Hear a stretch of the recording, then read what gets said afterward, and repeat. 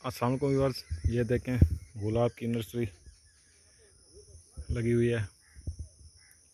गुलाब का पौधा कलम के ज़रिए आसानी से उगाया जा सकता है। इसकी कलमें आप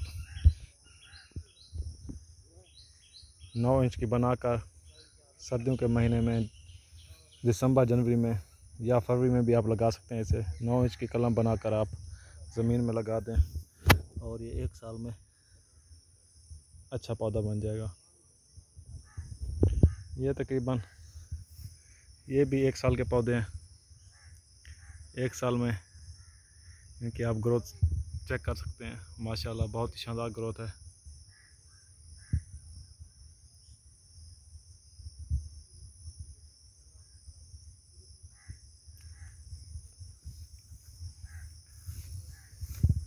ये वो गुलाब है